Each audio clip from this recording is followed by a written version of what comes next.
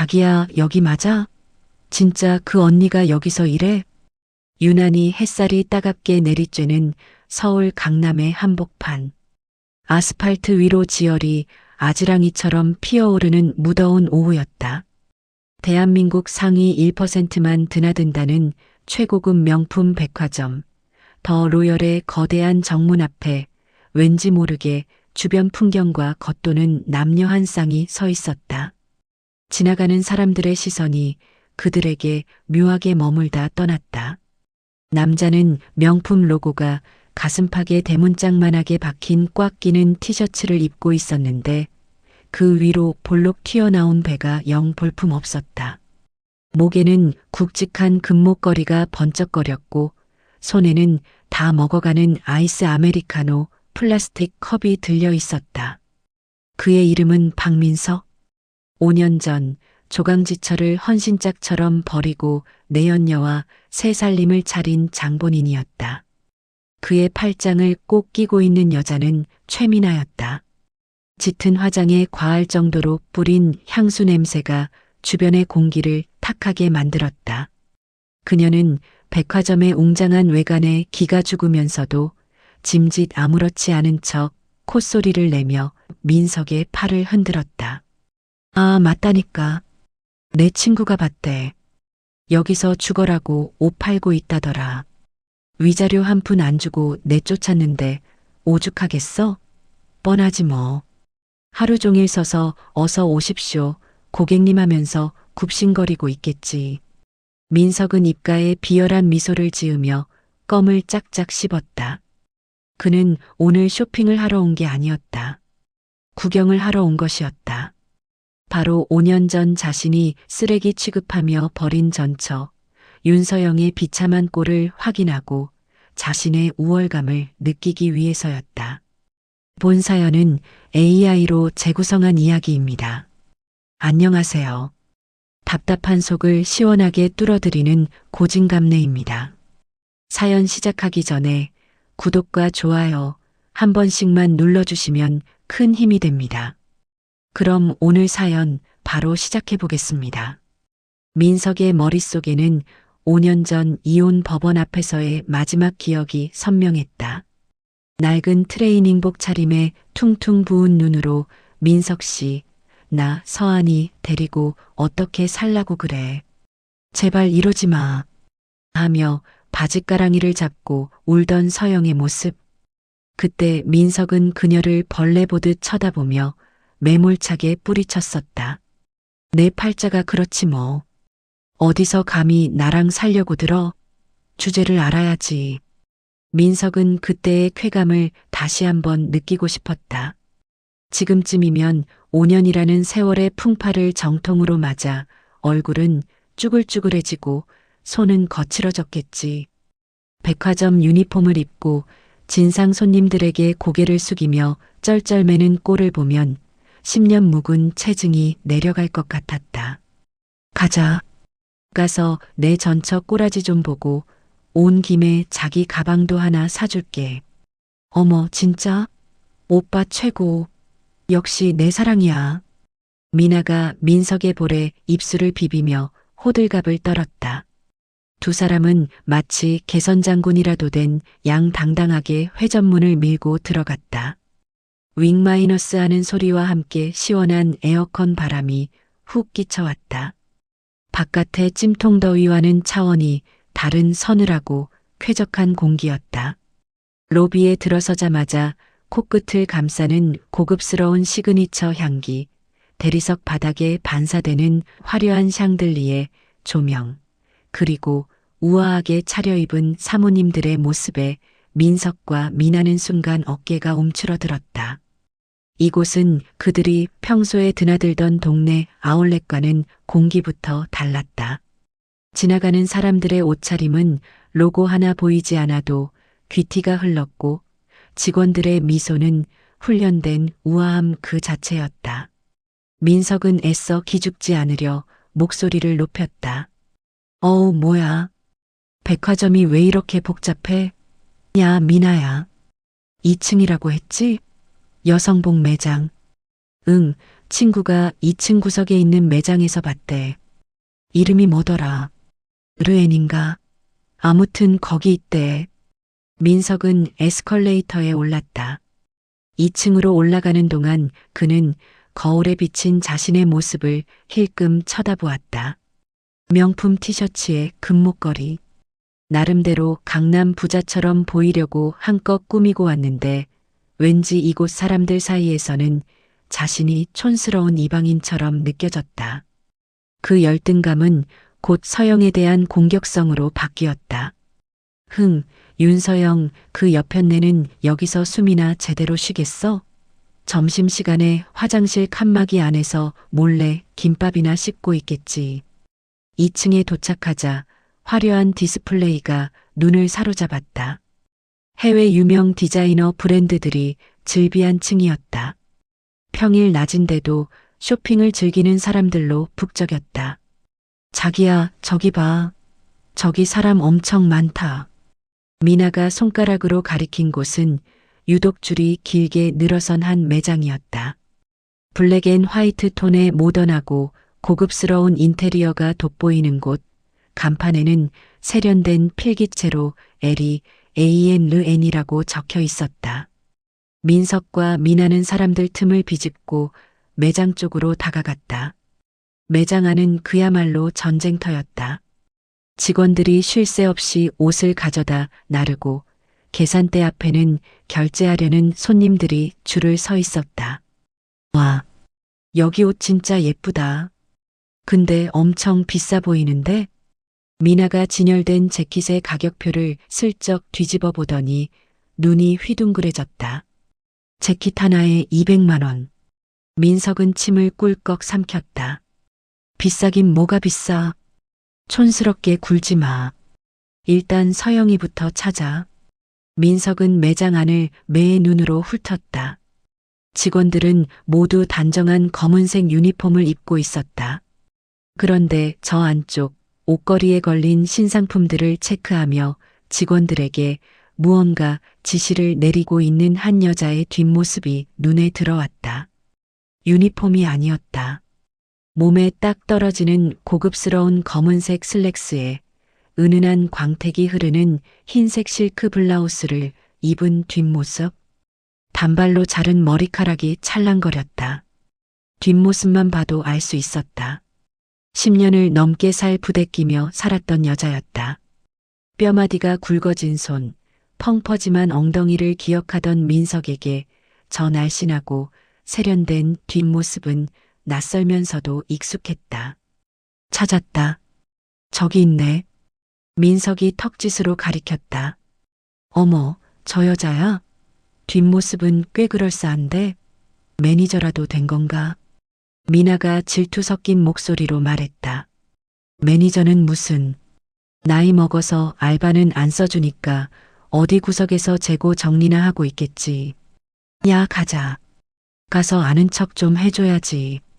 민석은 일부러 어깨를 펴고 거들먹거리며 매장 안으로 성큼성큼 걸어 들어갔다. 입구에 서 있던 직원이 고객님, 웨이팅 등록해 주셔야 합니다라고 정중하게 막아섰지만 민석은 듣는 척도 하지 않고 직원을 밀치고 들어갔다. 비켜. 나 여기 직원 지인이야. 와, 윤서영. 민석의 걸걸한 목소리가 우아한 매장 안의 공기를 찢어놓았다. 옷을 고르던 손님들이 깜짝 놀라 일제히 민석을 쳐다보았다. 조용하고 품격 있던 매장에 날벼락이 떨어진 듯했다. 윤서영, 내 목소리 안 들려? 사람이 왔으면 인사를 해야지. 어딜 도망가려고. 민석은 서영이 자신을 보고 피할 것이라 확신했다. 초라한 모습을 전 남편에게 들키고 싶지 않아 쥐구멍이라도 찾을 것이라 생각했다. 그래서 더 큰 소리로 그녀의 이름을 불렀다. 망신을 주고 싶었다. 뼛속까지 창피하게 만들어서 다시는 내 인생에 얼씬도 못하게 길을 꺾어놓고 싶었다. 그 소란 속에 직원들에게 무언가 열심히 설명하던 여자가 천천히 고개를 돌렸다. 찰랑거리는 단발머리 사이로 드러난 얼굴. 민석은 순간 숨이 턱 막혔다. 그가 기억하던 윤서영은 늘 찌들어 있었다. 밥 냄새, 빨래 냄새에 절어 있었고 화장기 없는 얼굴엔 기미가 가득했다. 늘 주눅 들어 있거나 돈 때문에 징징거리는 피곤한 얼굴이었다. 하지만 지금 그를 돌아보는 여자는 전혀 다른 사람이었다. 피부는 조명을 받아 도자기처럼 매끄럽게 빛났고 눈가에는 세월의 흔적 대신 자신감이 그윽하게 배어 있었다. 귀에 걸린 진주 귀걸이가 샹들리에 빛을 받아 반짝였다. 무엇보다 그 눈빛, 예전에 흐리멍덩하고 겁먹은 눈빛이 아니었다. 마치 먹잇감을 발견한 맹수처럼 혹은 아주 하찮은 벌레를 내려다보는 여왕처럼 서늘하고 날카로운 눈빛이었다. 서영의 시선이 민석과 미나에게 닿았다. 아주 잠깐 그녀의 눈썹이 꿈틀했다. 놀라움보다는 불쾌함에 가까운 표정이었다. 또각또각. 서영이 천천히 그들에게 걸어왔다. 그녀가 한 걸음 내디딜 때마다 민석은 이상하게도 뒷걸음질 치고 싶은 충동을 느꼈다. 분명 내가 갑이고 저 여자가 을이어야 하는데 왜 저 여자의 구두 소리에 심장이 쪼그라드는 걸까? 여기가 시장통인 줄 알아? 어디서 고함을 질러. 서영의 목소리는 낮고 차분했지만 묘하게 울림이 있었다. 민석은 그 기세에 눌리지 않으려 애써 헛기침을 하며 목소리를 높였다. 참나. 윤서영, 너 많이 컸다?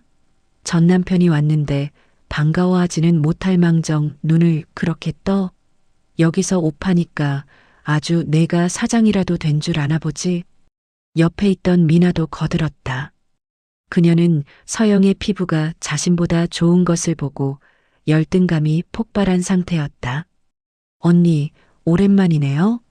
어머, 근데 손님한테 태도가 왜 이래요? 서비스직이라면서 기본이 안 되어 있네. 오빠 매니저 부르자. 컴플레인 걸어야겠어. 그래, 매니저 나와. 당장 나오라고 해. 민석이 매장이 떠나가라 소리를 질렀다. 주변 손님들이 웅성거리며 스마트폰을 꺼내 촬영을 시작했다. 백화점 진상 커플이라는 제목으로 SNS에 올라갈 것이 뻔한 상황이었다. 그때였다. 매장 밖에서 검은 정장을 입은 남자 서너 명이 급하게 뛰어들어왔다. 맨 앞에 선 중년 남성은 가슴에 지점장이라는 명찰을 달고 있었다. 민석은 쾌재를 불렀다. 오냐, 지점장 왔구나. 이제 윤서영 너는 잘렸다. 내 한마디면 너는 끝이야. 민석은 의기양양하게 지점장에게 다가갔다. 당신이 여기 책임자야? 직원 교육을 어떻게 시키는 거야? 내가 아는 척 좀 했다고 사람을 벌레 보듯 하잖아. 저 여자 당장 잘라. 민석은 삿대질을 하며 서영을 가리켰다. 하지만 지점장은 민석을 거들떠보지도 않았다. 그는 민석을 스쳐 지나가 서영이 앞에 멈춰섰다. 그리고는 허리가 폴더처럼 접힐 정도로 90도 인사를 했다. 대표님, 죄송합니다. 저희 보안팀이 늦었습니다. 괜찮으십니까? 순간 매장 안에 정적이 흘렀다. 에어컨 돌아가는 소리마저 멈춘 듯한 고요함이었다. 민석의 입이 떡 벌어졌다. 턱이 빠질 것 같았다. 방금 뭐라고? 네. 님? 서영은 팔짱을 끼고 삐딱하게 서서 얼어붙은 민석과 미나를 차갑게 내려다보았다. 그녀의 입가에 서늘한 미소가 번졌다. 지점장님, 제 매장에 잡상인이 들어왔네요. 영업방해로 경찰 부를까요? 아니면 보안팀 불러서 끌어낼까요? 민석의 동공이 지진이라도 난 듯 격렬하게 흔들리기 시작했다. 네. 대표님, 지점장님, 지금 사람 잘못 보신 거 아닙니까? 이 여자가 무슨 대표예요? 얘는 그냥 집구석에서 밥이나 하던 아줌마라고요. 윤서영, 너 지금 사기치냐? 민석은 턱이 빠질 듯 입을 벌린 채 더듬거렸다. 그의 뇌는 지금 눈앞에서 벌어지는 상황을 거부하고 있었다. 5년 전 위자료 한 푼 못 받고 쫓겨나던 그 초라한 여자가 강남 한복판 백화점의 VIP들이 줄을 서는 브랜드의 대표라니. 이건 말도 안 되는 코미디였다. 하지만 지점장의 반응은 냉랭했다. 그는 민석을 마치 지능이 떨어지는 사람이나 영업을 방해하는 취객 취급하며 싸늘하게 일갈했다. 이보세요, 손님. 말씀 조심하십시오. 이분은 우리 백화점 영캐주얼 매출 1위, 디자이너 브랜드 르에넬이 AN의 오너이자 수석 디자이너인 윤서영 대표님이십니다. 우리 백화점이 삶고 초려해서 모셔온 분한테 아줌마라니요. 르엔. 그제야 민석의 눈에 매장 곳곳에 박힌 로고가 들어왔다. 프랑스어 같기도 하고 영어 같기도 한 그 이름. 알고 보니 윤서영의 영문 이름 CO-0에서 0을 뺀 그녀의 딸 서한의 이름을 딴 브랜드였다. 딸을 위해 다시 일어서겠다는 피 끓는 모정이 담긴 이름이었지만 민석은 그 의미를 알 리가 없었다. 말도 안 돼. 내가 옷을 만든다고?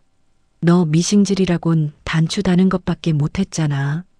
민석의 얼굴이 홍당무처럼 붉어졌다.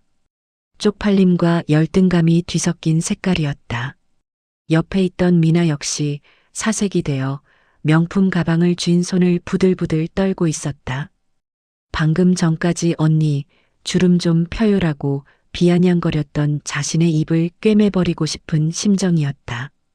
백화점 직원들의 시선, 구경하는 손님들의 비웃음이 화살처럼 그들에게 꽂혔다. 서영은 그제야 팔짱을 풀고 천천히 그들에게 다가갔다. 그녀의 몸에서 풍기는 은은하고 깊은 우디 계열의 향수가 민석의 싸구려 향수 냄새와 미나의 땀 냄새를 덮어버렸다. 그것은 성공의 향기이자 민석이 평생 닿을 수 없는 높은 세계의 공기였다. 박민석 씨, 사람은 변해. 당신이 룸살롱에서 여자 끼고 술 마실 때 나는 밤새 동대문 원단 시장 바닥을 기어다니면서 옷감 만졌어. 당신이 내연녀 명품 백사줄 돈으로 흥청망청할 때 나는 쪽방에서 라면 먹으면서 디자인 스케치했어. 그 5년의 차이가 지금 이 꼴을 만든 거야.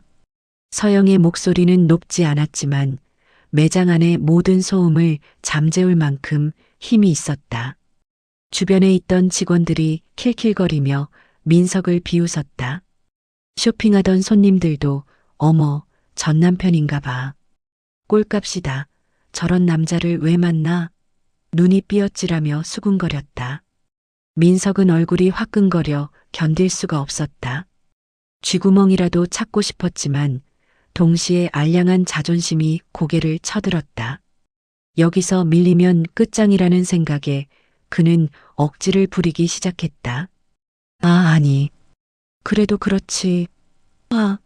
너 성공했으면 나한테 연락이라도 했어야지. 우리가 남이야? 한때 부부였잖아. 그리고 솔직히 말해서 너 이거 다 내 덕분 아니냐? 민석의 입에서 나온 궤변에 서영은 눈썹을 치켜 올렸다. 뭐? 내 덕분? 그래. 내가 이혼해줘서 내가 정신 차리고 독하게 산 거 아냐? 내가 너 편하게 놔줬으니까 내가 이렇게 성공한 거지. 나랑 계속 살았으면 내가 이런 사장 소리나 들었겠어? 그러면 고마워해야지 사람을 문전박대해? 맞아요, 언니. 오빠가 그때 위자료 안 주고 보낸 게 신의 한 수였네. 덕분에 헝그리 정신 생겨서 성공한 거잖아요. 그럼 우리한테 밥이라도 한 끼 사야 하는 거 아니에요? 미나까지 합세했다. 이 커플의 뇌 구조는 일반인의 상식으로는 도저히 이해할 수 없는 수준이었다. 뻔뻔함을 넘어선 기괴함에 구경하던 지점장마저 헛웃음을 터뜨리며 고개를 저었다. 서영은 기가 차다는 듯 쓴웃음을 지었다. 고마워. 밥을 사? 하하. 서영의 웃음소리가 매장을 울렸다. 하지만 그 눈은 전혀 웃고 있지 않았다. 마치 얼음장처럼 차가웠다. 그래, 고맙긴 하지. 인간 같지도 않은 놈이랑 살다가 내 인생 종칠 뻔했는데 제 발로 나가줘서 얼마나 고마운지 몰라. 그런데 박민석 씨, 착각하지 마. 내가 성공한 건 당신 덕분이 아니라 당신이라는 오물을 치워버렸기 때문이야. 뭐? 오물? 아, 말 다 했어? 민석이 욱해서 손을 치켜들었다. 여차하면 여자의 뺨이라도 때릴 기세였다. 탁! 하지만 민석의 손은 허공에서 잡혔다. 서영이 부른 백화점 보안팀장, 덩치 큰 경호원이 민석의 손목을 낚아챈 것이다. 무쇠 같은 악력에 민석의 손목뼈가 으스러질 듯한 소리를 냈다. 손님, 여기서 폭력 행사하시면 현행범으로 체포됩니다. 좋게 말할 때 나가시죠. 경호원의 낮은 경고에 민석이 아 하고 비명을 질렀다. 폼 잡으려고 입고 온 꽉 끼는 명품 티셔츠 위로 뱃살이 출렁거렸다. 그 모습이 어찌나 볼품없는지 미나조차 고개를 돌려버렸다. 나, 이거 안 나? 내가 누군지 알아? 나 박민석이야. 강남에서 사업하는 사람이라고. 사업은 무슨? 서영이 차갑게 쏘아붙였다. 당신 저번 달에 부도 나서 가게 월세도 못 내고 있다며? 여기저기 돈 빌리러 다닌다는 소문 파다하던데. 여기 백화점엔 뭐하러 왔니? 아이 쇼핑하러 왔어? 아니면 미나 씨 짝퉁 가방 사주러 왔니? 뭐라고? 민석의 동공이 심하게 흔들렸다. 서영은 이미 민석의 뒷조사까지 마친 상태였다. 사실 서영은 민석이 언젠가 찾아올 줄 알고 있었다. 돈 떨어지면 냄새 맡고 찾아올 하이에나 같은 인간이라는 걸 누구보다 잘 알고 있었기 때문이다. 서영은 지난 5년간 이 순간만을 기다리며 칼을 갈아왔다. 너 내 뒷조사했냐? 아, 너 나한테 아직 미련 있구나? 그렇지? 그러니까 내 소식 궁금해서 찾아보고 그런 거잖아. 민석은 마지막 남은 자존심의 지푸라기라도 잡고 싶었다. 서영이 자신을 아직 사랑해서 혹은 증오해서라도 관심을 갖고 있다고 믿고 싶었다. 무관심보다는 증오가 나으니까. 하지만 서영은 잔인할 정도로 침착하게 고개를 저었다. 미련? 아니. 똥이 무서워서 피하나 더러워서 피하지. 근데 그 똥이 내 구역에 굴러들어오면 치워야 하잖아. 그래서 알아본 거야. 언제쯤 치워야 할지 타이밍 보려고. 서영은 지점장에게 눈짓했다. 지점장님, 이 사람들 블랙리스트에 올려주세요. 그리고 영업방해 및 명예훼손으로 고소 진행할 수 있게 CCTV 영상 확보해 주시고요. 제 변호사팀에 넘기겠습니다. 네, 알겠습니다. 대표님, 지점장이 우렁차게 대답했다. 자, 두 분, 나가시죠. 경찰 불러서 개망신당하고 끌려나가시겠습니까? 아니면 제 발로 걸어 나가시겠습니까? 경호원들이 민석과 미나를 양옆에서 포위했다. 백화점 안에 수많은 눈들이 그들을 구경거리로 삼고 있었다. 스마트폰 카메라 셔터 소리가 찰칵찰칵 터졌다. 백화점 진상 커플, 전 남편의 최후 같은 제목으로 SNS에 올라갈 게 뻔했다. 가자 오빠. 사람들 다 쳐다보잖아. 쪽팔려 죽겠어. 미나가 옷깃으로 얼굴을 가리며 민석을 잡아 끌었다. 민석은 분해서 얼굴이 터질 것 같았지만 경호원들의 상 같은 덩치와 서영의 서슬 퍼런 기세에 눌려 꼬리를 내릴 수밖에 없었다. 두고 봐.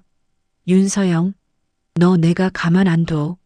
내가 너 탈세랑 비리로 다 찔러버릴 거야. 국세청에 신고할 거라고. 민석은 끝까지 찌질한 협박을 남기며 질질 끌려나갔다.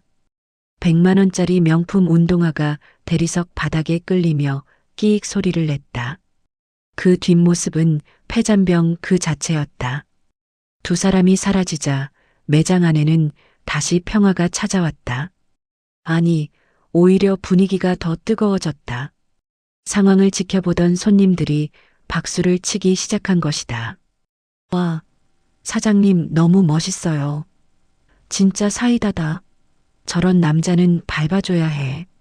사장님, 저 이 재킷 살게요. 이거 입으면 저도 사장님처럼 당당해질 수 있을 것 같아요. 매장 매출은 그야말로 폭발했다. 서영의 걸크러쉬 대응이 실시간으로 소문나면서 구경하러 온 손님들까지 지갑을 열기 시작했다. 하지만 서영은 웃지 않았다. 직원들에게 뒷마무리를 맡기고 매장 안쪽 사무실 VIP룸로 들어온 그녀는 육중한 방음문이 닫히자마자 다리에 힘이 풀려 가죽 소파에 주저앉았다. 떨리는 손으로 탁자 위에 물잔을 집어들었다. 아무리 당당한 척했지만 5년 만에 마주친 전남편과 상간녀의 얼굴은 잊으려 애썼던 끔찍한 트라우마를 다시 끄집어냈다. 아직도 그날의 모멸감이 뼛속까지 시려왔다. 심장이 미친 듯이 뛰었다. 아직도 분노가 가라앉지 않았다. 그녀는 책상 위에 놓인 액자를 바라보았다. 환하게 웃고 있는 딸 서한이의 사진이었다. 서한이를 위해서라도 무너질 수 없었다. 그때 핸드폰이 진동했다. 발신자는 박민석. 차단하려던 손가락이 멈칫했다. 문자가 먼저 도착했다. 야, 윤서영. 너 성공한 거 보니까 딸내미 서한이 생각 안 나냐? 애 아빠가 이렇게 힘든데 모른 척 할 거야? 나 지금 빚쟁이들한테 쫓겨서 죽기 일보 직전이다. 1억만 해줘라. 그러면 양육권 포기 각서 써줄게. 서영의 눈빛이 다시 차갑게 식었다. 아니, 이번에는 차가움을 넘어 섬뜩한 살기가 돌았다. 눈물이 쏙 들어갔다. 이 미친 인간이 감히 서한이를 입에 올려? 서영은 물잔을 꽉 쥐었다. 콰직 하는 소리와 함께 유리잔에 금이 갔다. 단순히 전 남편의 길을 꺾는 것으로 끝낼 생각이 아니었다. 이제는 뿌리까지 뽑아버려야 했다. 이 인간은 그냥 두면 평생 서한이 주위를 맴돌며 거머리처럼 피를 빨아먹을 것이다. 그래, 돈이 필요하다 이거지? 빚쟁이들한테 쫓긴다고? 서영은 어딘가로 전화를 걸었다. 김 변호사님 접니다. 네, 아까 그건 진행해 주세요. 그리고 박민석이 빌렸다는 그 사채업자들 누군지 알아봐 주실 수 있나요? 수화기 너머로 변호사의 의아해하는 목소리가 들렸다. 사채업자요? 그건 왜? 서영의 입가에 잔혹한 미소가 번졌다. 그것은 사냥을 앞둔 포식자의 미소였다. 제가 그 채권 사드리려고요. 제가 그 인간의 빚쟁이가 되겠습니다.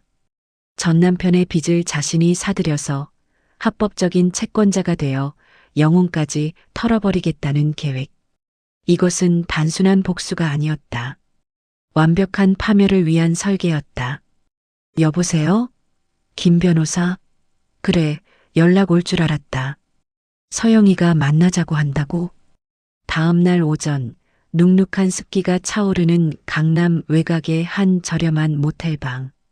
퀴퀴한 담배 냄새와 곰팡이 냄새가 섞인 이 좁은 방에서 눈을 뜬 민석은 걸려 온 전화를 받고 회심의 미소를 지었다. 발신자는 서영의 법률 대리인이라고 밝힌 변호사였다.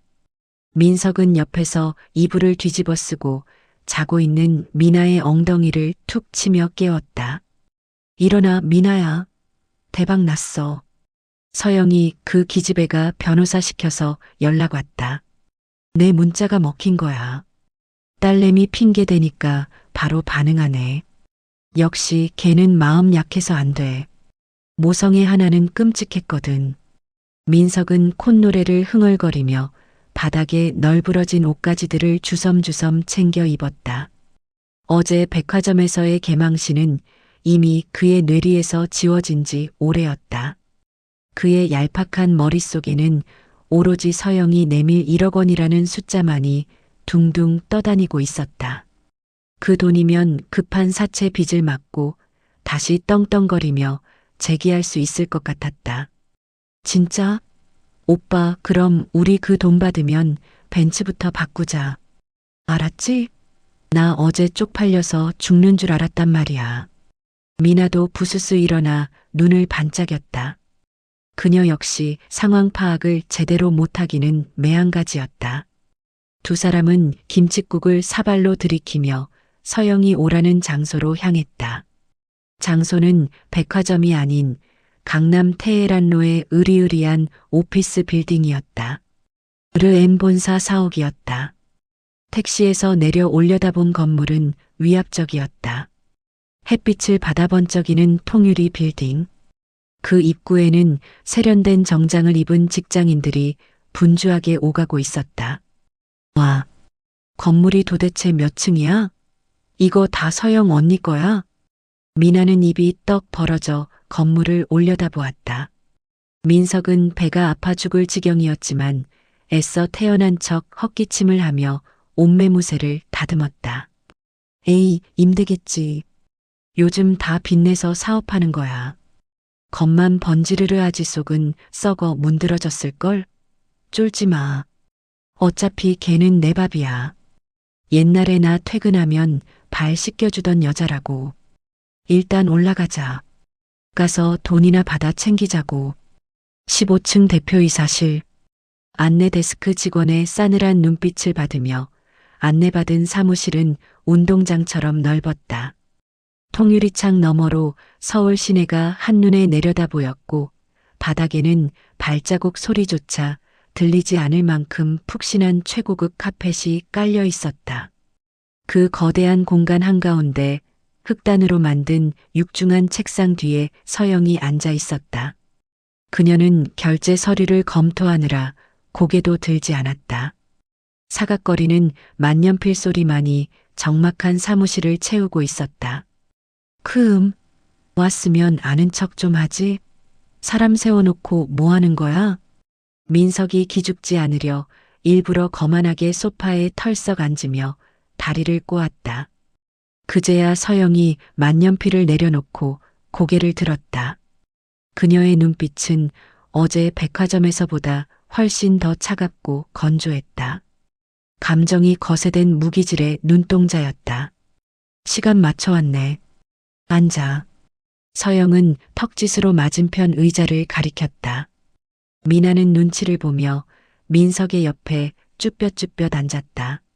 서영의 옆에는 어제 백화점에서 봤던 김 변호사가 서류 가방을 들고 마치 저승사자처럼 서 있었다. 자, 본론부터 말하지. 1억 달라고 했지? 서영이 단도직입적으로 물었다. 민석은 비릿하게 웃으며 손바닥을 비볐다. 드디어 올 것이 왔다고 생각했다. 그래. 우리 서한이 양육권. 내가 그렇게 원하잖아. 내가 깔끔하게 포기각서 써줄게. 대신 내 사정도 좀 봐달라는 거지. 내가 요즘 사업이 좀 힘들어서 일시적으로 자금 융통이 안 되네. 예정 생각해서 좀 도와줘라. 사업이 힘든 게 아니라 도박 비단이니? 서영이 말을 툭 잘랐다. 민석의 눈썹이 꿈틀했다. 당황한 기색이 역력했다. 도박? 누가 그래? 어떤 놈이 헛소리를 해? 강월랜드 VIP 출입 기록, 그리고 사채업자 대성파이낸스의 진빚 8,500만 원. 이자 합쳐서 현재 1억 2천. 서영은 책상 위에 누런 서류 봉투 하나를 툭 던졌다. 봉투 입구가 열리면서 민석의 치부가 적나라하게 적힌 신용정보 조회서와 차용증 사본들이 와르르 쏟아져 나왔다. 그 안에는 민석이 도박장에서 찍힌 CCTV 사진까지 들어 있었다. 너 이거 불법 뒷조사야. 개인정보보호법 위반이라고 고소할 거야. 민석이 벌떡 일어나 삿대질을 하며 소리쳤다. 얼굴이 불그락푸르락해졌다. 하지만 서영은 눈 하나 깜짝하지 않고 비서가 내온 아이스커피를 한 모금 마셨다. 얼음이 달그락거리는 소리가 유난히 크게 들렸다. 앉아. 아직 본론은 시작도 안 했어. 서영의 서늘한 기세에 눌려 민석은 다시 털썩 주저앉았다. 등줄기에 식은땀이 흐르기 시작했다. 뭔가 잘못 돌아가고 있었다. 내가 빌린 그 대성 파이낸스? 악질이기로 유명하더구나. 너 저번 주에 신체 포기 각서 쓸 뻔했다며? 걔네들이 내 부모님 시골집까지 찾아가서 깽판 쳤다면서? 내 아버지는 그 충격으로 쓰러지셨고, 그걸 내가 어떻게 해? 민석의 목소리가 기어 들어갔다. 맞았다. 사채업자들이 부모님 댁을 쑥대밭으로 만든 탓에 민석은 벼랑 끝에 몰려 있었다. 서영에게 돈을 뜯어내지 못하면 정말로 어디 장기라도 팔려갈 판이었다. 그래서 내가 해결했어. 뭐? 해결? 민석의 표정이 순식간에 밝아졌다. 지옥에서 동아줄을 발견한 사람의 표정이었다. 역시 서영이 너 나 도와준 거야? 내 빚 갚아준 거야? 와, 진짜 고맙다.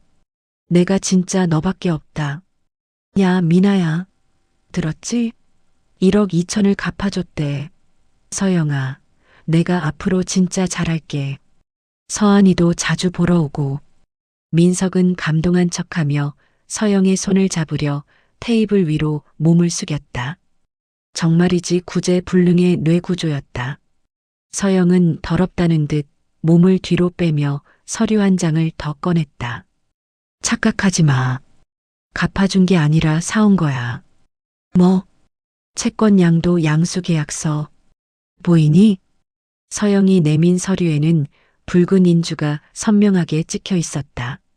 대성 파이낸스가 박민석에게 가진 모든 채권 권리를 윤서영에게 양도한다는 내용이었다.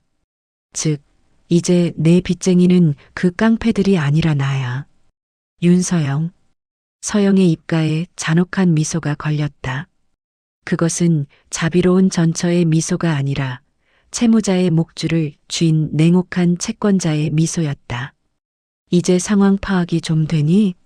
박민석 씨, 당신은 지금 돈줄 전처를 만나러 온 게 아니라 1억 2천만 원 빚을 진 채권자 앞에 끌려온 거야. 민석의 얼굴이 하얗게 질렸다. 사채업자보다 더 무서운 게 원한을 가진 전처라는 걸 그는 미처 몰랐다. 깡패들은 돈만 주면 물러나지만 서영은 돈 이상의 무언가를 원하고 있었다. 그래도 우리가 부부였는데, 10년을 살았는데, 이자 좀 깎아주거나, 천천히 갚으라고 할 수 있잖아. 아니, 난 그 사채업자들보다 더 독하게 받아낼 생각이야. 법정 최고 이자율 20% 꽉 채워서 당장 내일까지 전액 상환해. 못하면 바로 강제 집행 들어갈 거야. 내 명의로 된 그 낡은 빌라 보증금 그리고 타고 다니는 그 리스차 보증금까지 싹 다 압류할 거야. 내가 숨겨둔 비상금 통장까지 전부 다. 윤서영, 너 미쳤어? 사람을 죽이려고 작정했어? 나보고 길바닥에 나앉으라는 거야? 민석이 책상을 치며 악을 썼다. 공포에 질린 비명이었다. 죽어, 그럼. 서영의 대답은 간결했다. 5년 전 젖먹이 서한이 안고 쫓겨날 때 나도 죽고 싶었어. 너랑 내 엄마가 위자료 한 푼 안 주고 내쫓았을 때 난 한강 다리 위에서 서한이 품에 안고 뛰어내릴까 수십 번 고민했어. 분유 살 돈이 없어서 수돗물 먹여가며 키웠어. 그때 내가 느꼈던 절망, 너도 똑같이 느껴봐. 방 안의 공기가 차갑게 얼어붙었다. 미나는 옆에서 숨소리조차 내지 못하고 눈치만 보고 있었다. 이 남자는 끝났다. 직감적으로 알 수 있었다. 여기서 한마디라도 더 거들었다간 불똥이 자신에게 튈 것 같았다. 아, 하지만 민석이 덜덜 떨며 입을 열었다. 입술이 파르르 떨렸다. 나 돈 없어. 알잖아. 당장 내일 1억이 어디서 나와. 제발. 서영아, 한 번만 봐줘. 방법이 하나 있긴 해. 서영이 마지막 카드를 꺼내 들었다. 그녀가 진짜 원했던 것. 친권 및 양육권 포기 각서. 그리고 영구 접근 금지 서약서. 서영이 볼펜을 굴려 민석이 앞으로 보냈다. 또르르 굴러간 몽블랑 볼펜이 민석의 손 앞에 멈췄다. 여기에 사인해. 그러면 원금은 놔두고 당장 밀린 연체 이자는 탕감해 줄게. 그리고 상환 기간을 10년으로 늘려주지. 당장 압류는 안 하겠다는 소리야. 매달 성실하게 이자랑 원금 갚아나가. 민석은 침을 꿀꺽 삼켰다. 단 서한이 앞에 한 번이라도 더 나타나거나 연락하면 그 즉시 계약 파기하고 전액 일시불 상환 및 강제 집행 들어간다. 내 부모님 댁 압류도 포함해서. 민석은 손을 떨며 서류를 내려다보았다. 서한이 자신의 핏줄. 하지만 지금 그에게 딸은 1억 2천만 원짜리 빚덩이와 맞바꿀 수 있는 유일한 카드였다. 부성애라고는 눈곱만큼도 없는 그에게 선택은 뻔했다. 당장 내일 길거리로 나앉는 것보다 딸을 파는 게 훨씬 쉬웠다. 이거 사인하면 진짜 압류 안 하는 거지?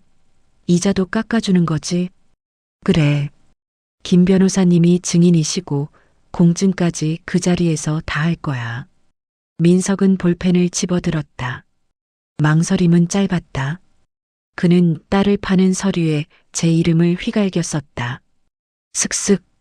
종이 위를 달리는 펜 소리가 서영의 가슴을 후벼 팠지만 동시에 안도감을 주었다. 이제 법적으로도 경제적으로도 이 인간은 서한이에게 접근할 수 없다. 완벽한 차단이었다. 자, 다 썼다. 됐지? 민석이 서류를 밀어내며 뻔뻔하게 말했다. 마치 큰 선심이라도 쓴 듯한 태도였다.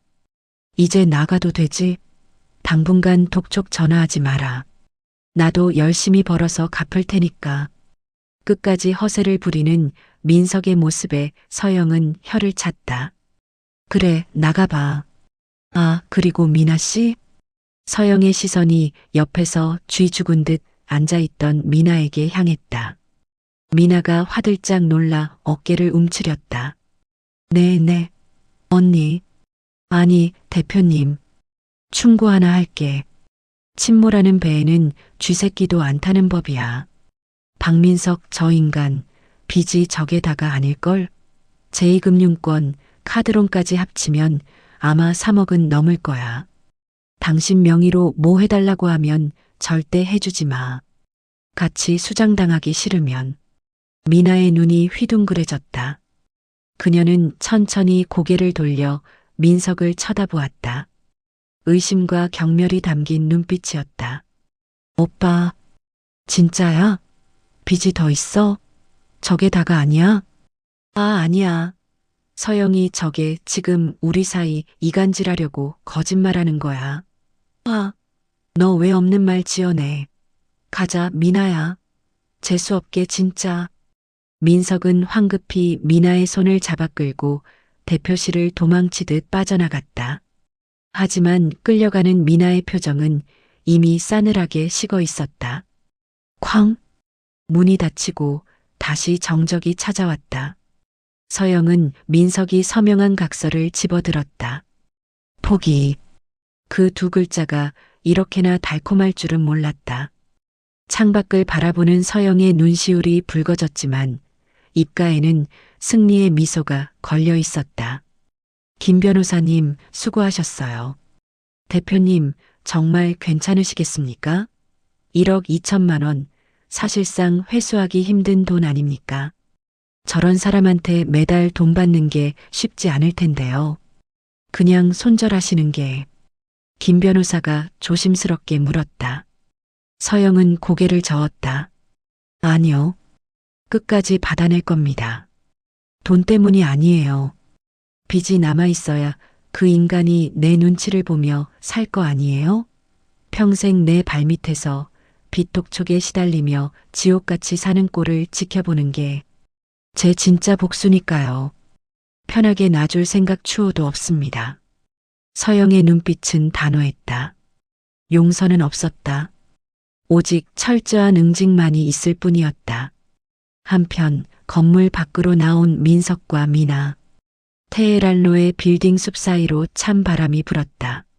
민석은 식은땀을 닦으며 미나의 눈치를 살폈다. 미나야, 오빠 믿지? 서영이 제가 나 망하라고 악담 퍼부은 거야. 나 금방 재기할 수 있어. 이번에 코인 하나만 터지면 빚 다 갚고 너한테 에르메스 사줄게. 오빠. 미나가 걸음을 멈추고 민석의 손을 매몰차게 뿌리쳤다. 헤어져. 뭐. 미나야, 갑자기 왜 그래? 쪽팔려서 못 다니겠어.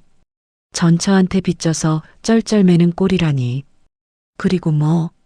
빚이 3억? 나한테 사준 그 가방도 카드 할부로 긁은 거였어? 어쩐지 카드 한도 초과라고 뜨더라니. 아니, 그게 아니라. 연락하지 마. 차단할 거야. 아, 그리고 오빠가 사준 가방이랑 옷들, 짝퉁인 거 다 아니까 달란 소리 하지 마. 위자료라고 생각하고 내가 버릴 테니까. 꼴에 자존심은 있어서 전처한테 큰 소리 치더니 결국 딸 팔아먹고 목숨 구걸한 주제에 미나는 뒤도 돌아보지 않고 택시를 잡아탔다. 쾅! 택시 문이 닫히고 미나는 떠나버렸다. 아, 최미나. 아, 내가 나한테 어떻게 이래. 민석은 멀어지는 택시 꽁무니를 보며 소리쳤지만 돌아오는 건 매연뿐이었다. 강남 한복판, 텅 빈 거리, 빚 3억과 전처의 노예계약서, 그리고 주머니에 남은 500원짜리 동전 하나. 이것이 박민석의 손에 남은 전부였다. 그는 다리에 힘이 풀려 길바닥에 주저앉았다. 화려한 르엔 빌딩의 꼭대기층이 햇빛을 받아 눈부시게 빛나고 있었다. 자신이 버린 여자가 있는 그곳은 너무나 높고 아득했다. 하하, 시발. 민석은 실성한 사람처럼 웃었다. 후회는 언제나 늦는 법이다. 하지만 그의 지옥은 이제 막 시작되었을 뿐이었다. 서영과의 채권 계약 이후 1년이라는 시간이 흘렀다. 박민석의 삶은 더 이상 그 자신의 것이 아니었다. 그의 인생은 오로지 매월 20일을 기점으로 돌아가는 지옥의 쳇바퀴가 되어 있었다. 오후 4시까지 200만 원 입금 안 되면 4시 1분에 바로 급여 압류 들어갑니다. 신용불량자 등재는 보너스고요. 서영의 법률 대리인이 매달 보내오는 문자 메시지는 저승사자의 호출이나 다름없었다. 원금은 손도 못 대고 오직 법정 최고 이자만 갚아나가는 상황. 민석은 살아있는 인간이 아니라 서영에게 돈을 보내기 위해 숨만 쉬는 현금 인출기가 되어 있었다. 가장 먼저 사라진 건 그의 허세 섞인 껍데기들이었다. 할부금이 밀린 벤츠는 어느 날 새벽 요란한 경고음과 함께 견인차가 와서 거칠게 끌고 갔다. 민석이 자식처럼 아끼던 짝퉁 섞인 명품 시계 컬렉션은 종로의 중고 명품숍에서 헐값에 팔려나갔다. 사장님, 이거 가죽 주렛대가 너무 타서 10만 원도 못 쳐드려요. 가져가시든가. 아니, 이게 얼만데. 야, 안 팔아. 민석은 소리쳤지만 당장 밥값이 급했기에 결국 5만 원이라도 더 받기 위해 주인에게 비굴하게 사정해야 했다. 월세 200만 원짜리 강남 오피스텔에서도 쫓겨났다. 그가 짐을 싸서 들어간 곳은 보증금 300에 월세 30만 원짜리 관악구 신림동의 가파른 언덕길 끝에 있는 반지하 원룸이었다. 방에 들어서자마자 퀴퀴한 곰팡이 냄새가 코를 찔렀다. 벽지는 습기를 먹어 누렇게 들떠 있었고 장판 밑에서는 정체 모를 벌레들이 기어다녔다. 창문을 열면 지나가는 사람들의 발목과 자동차 바퀴만 보이는 그곳. 5년 전 서영을 내쫓을 때 너 같은 건 이런 구석방도 아깝다고 비웃었던 바로 그 환경에 이제 자신이 갇힌 것이다. 인과응보의 수레바퀴는 정확하게 그를 깔아뭉개고 있었다. 빚 200만 원은 숨만 쉬어도 나가는 돈이었다. 밥과 방세를 벌려면 몸이 부서져라 일해야 했다. 편하게 사장 놀이만 하던 민석에게 선택지는 없었다. 그는 낮에는 물류센터에서 상하차를 하고 밤에는 대리운전을 뛰었다. 어이 신입, 멍 때리지 말고 빨리 날라. 쌀 포대 터지면 내 일당에서 깐다. 반장의 걸걸한 고함 소리가 고막을 때렸다. 40대 중반 배 나온 아저씨였던 민석에게 물류센터 일은 고문이었다. 20kg 쌀 포대를 짊어질 때마다 허리가 끊어질 듯 비명을 질렀다. 손가락 마디마디가 부르터 피가 배어 나왔고 밤마다 근육통에 시달려 잠을 잘 수가 없었다. 시발. 내가 왜 이 꼴을. 민석은 땀과 눈물로 범벅이 된 얼굴을 닦으며 욕을 씹어 삼켰다. 당장이라도 도망치고 싶었다. 하지만 쉴 수 없었다. 내일이 바로 20일 상환일이었기 때문이다. 하루라도 늦으면 서영의 변호사들이 득달같이 달려들어 통장을 막아버릴 것이다. 그것만은 피해야 했다. 통장이 막히면 일당도 못 받고 그러면 정말로 굶어 죽으니까. 그날 밤은 비가 억수같이 쏟아졌다. 민석은 강남 유흥가에서 대리운전 콜을 잡았다. 흠뻑 젖은 몸으로 달려가 차에 탔다. 만취한 손님은 반말을 찍찍 내뱉는 30대 초반의 젊은 놈이었다. 민석이 예전 같았으면 상종도 안 했을 애송이었다. 어이, 기사 양반. 청담동 르엔타워 알지? 그쪽으로 가. 르엔타워. 심장이 쿵 내려앉았다. 손님을 태우고 운전하는 내내 민석의 손은 핸들을 잡고 부들부들 떨렸다. 비 내리는 차창 밖으로 익숙한 거리가 스쳐 지나갔다. 자신이 서영과 서한이를 버리고 미나와 희희낙낙하며 쇼핑하던 그 거리였다. 목적지에 도착하자 웅장한 유리 건물이 위압적으로 민석을 내려다보고 있었다. 1층 로비는 대리석으로 번쩍였고 건물 외벽 대형 전광판에는 서영의 인터뷰 영상이 나오고 있었다. 화면 속 서영 실패를 두려워하지 마세요. 여성의 당당함, 그것이 르엔이 추구하는 가치입니다. 화면 속 서영은 보석처럼 빛나고 있었다. 자신감 넘치는 미소, 우아한 손짓. 반면 민석은 빗물에 젖은 싸구려 비닐 우비를 입고 나이 어린 손님에게 굽신거리고 있었다. 유리창에 비친 자신의 모습은 늙고 초라한 패배자 그 자체였다. 잔돈은 됐고 운전 좀 살살해 아저씨. 차 멀미 나네 진짜. 손님이 5만 원짜리 지폐 한 장을 민석의 가슴팍에 툭 던지고 내렸다. 지폐가 민석의 가슴을 맞고 빗물 젖은 바닥에 힘없이 떨어졌다.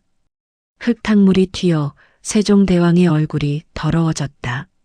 민석은 바닥에 떨어진 돈을 주우려다 멈칫했다. 전광판 속 서영이 자신을 내려다보고 있는 것 같았다.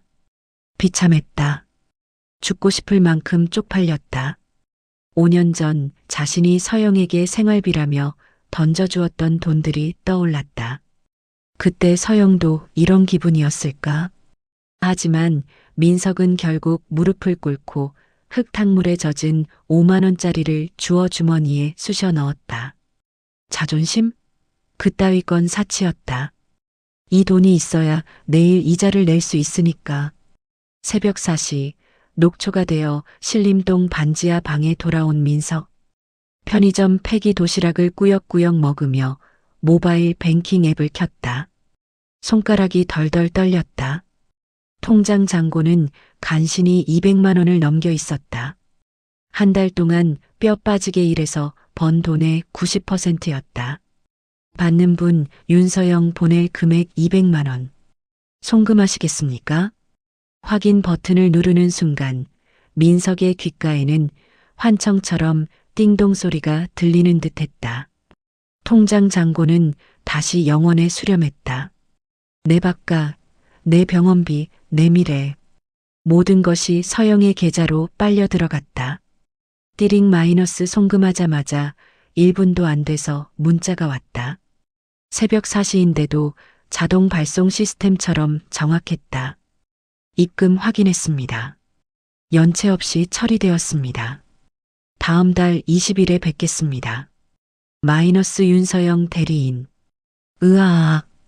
민석은 핸드폰을 벽에 집어 던지고 싶었지만 액정이 깨지면 수리비가 없어서 참아야 했다. 대신 이불을 뒤집어 쓰고 짐승처럼 울부짖었다. 잘못했어. 내가 잘못했다고. 제발 그만해.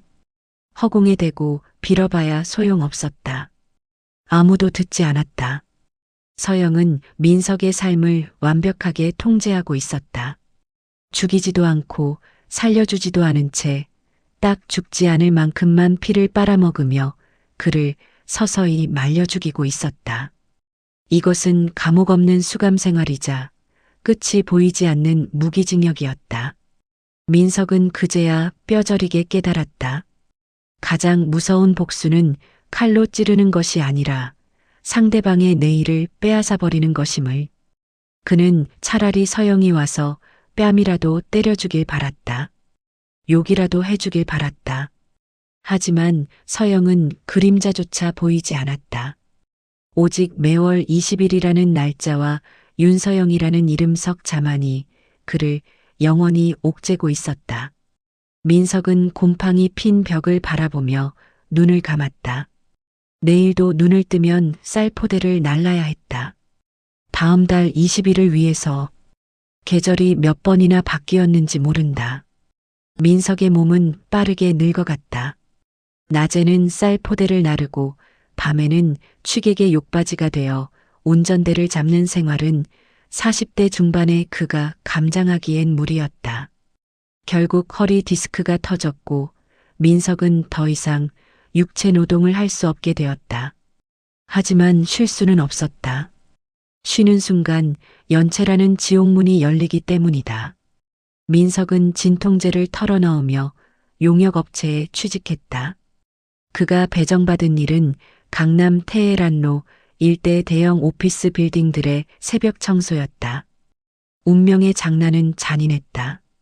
하필이면 민석이 파견된 구역에 르엔타워가 포함되어 있었다. 새벽 6시.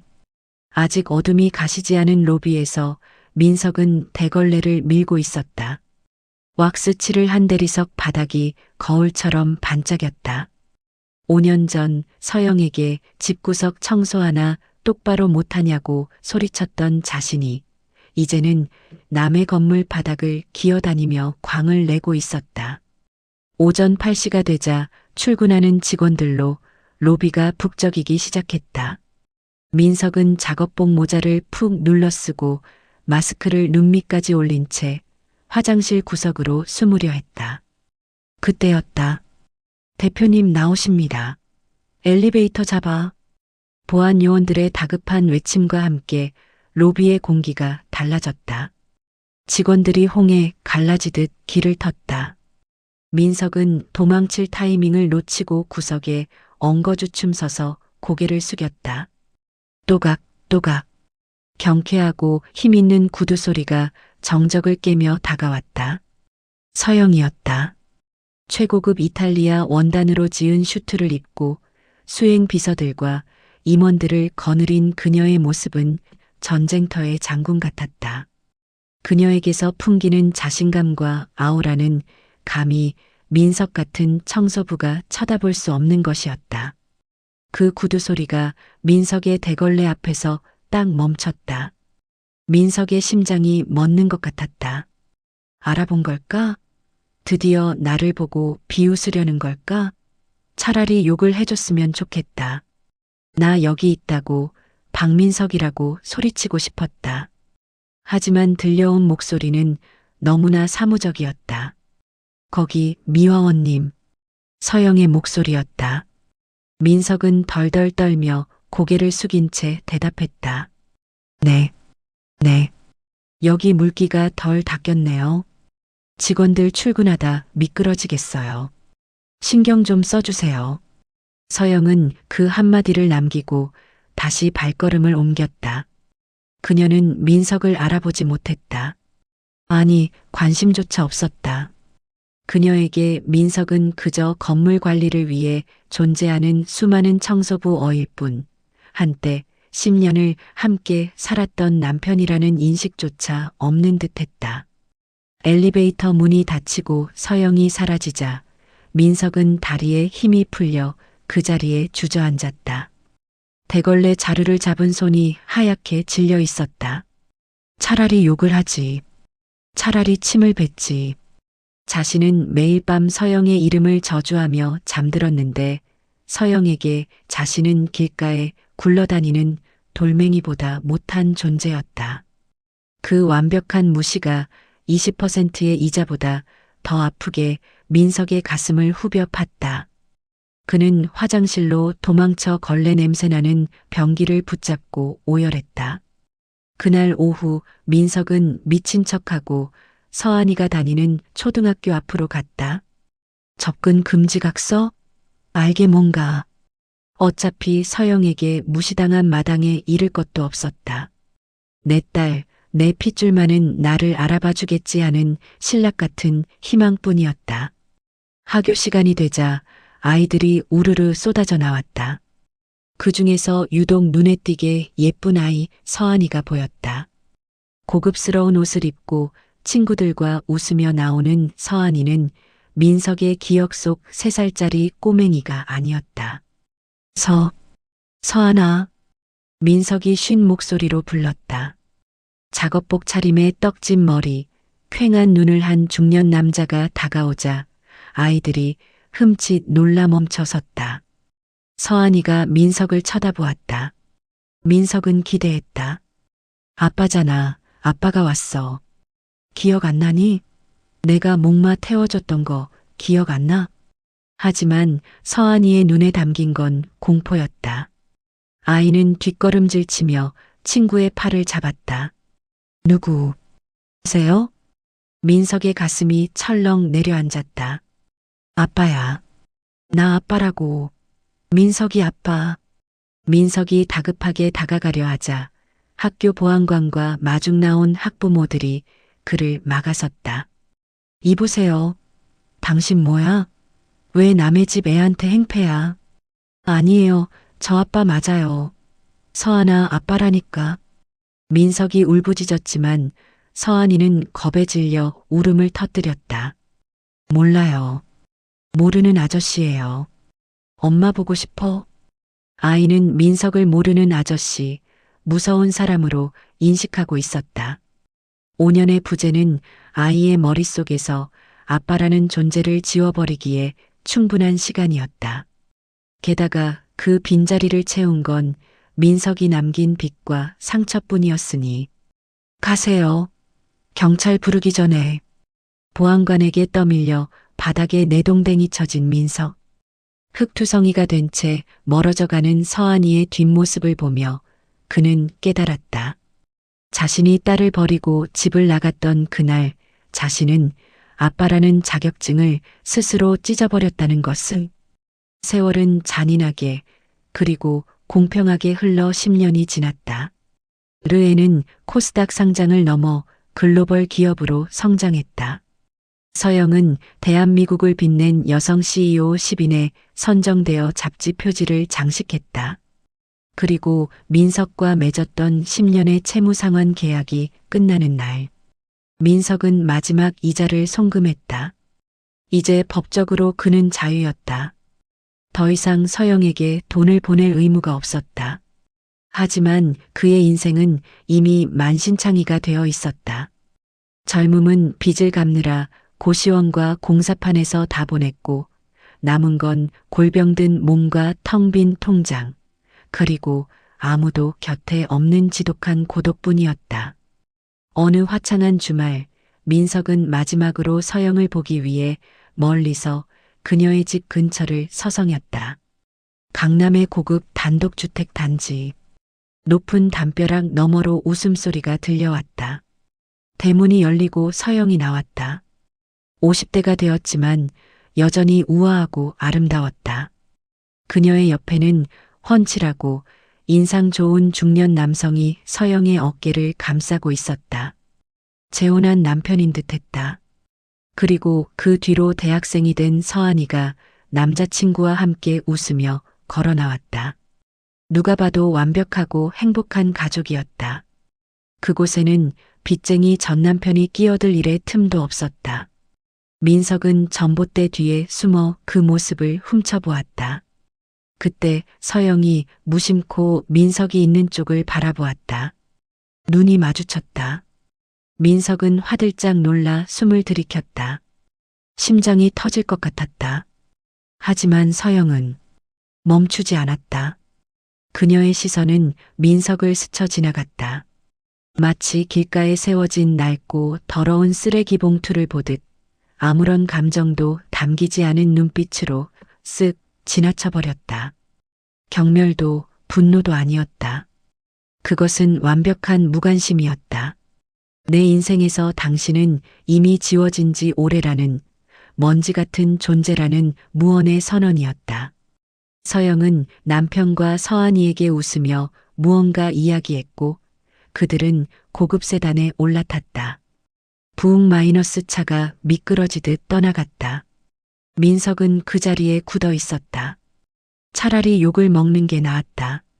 아직도 살아있냐고 저주라도 퍼부어줬다면 적어도 그녀의 기억 속에 자신이 악역으로라도 남아있다는 증거였을 테니까. 하지만 그는 이제 서영의 기억 속에서조차 사라진 무의 존재였다. 바람이 불어 전봇대 밑에 있던 낙엽들이 굴러갔다. 민석의 처지와 다를 바 없었다.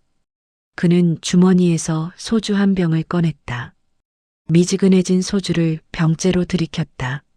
스디스 액체가 식도를 타고 넘어갔지만 가슴속의 구멍은 채워지지 않았다. 끝났구나. 내 인생은 진작에 끝났었구나.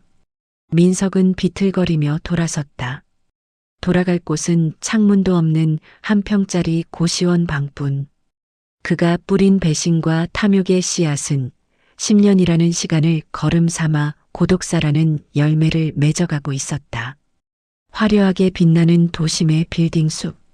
성공한 전처는 그 빛의 중심에 있었고 후회하는 전 남편은 그 빛이 만든 가장 어두운 그림자 속으로 영원히 사라져갔다.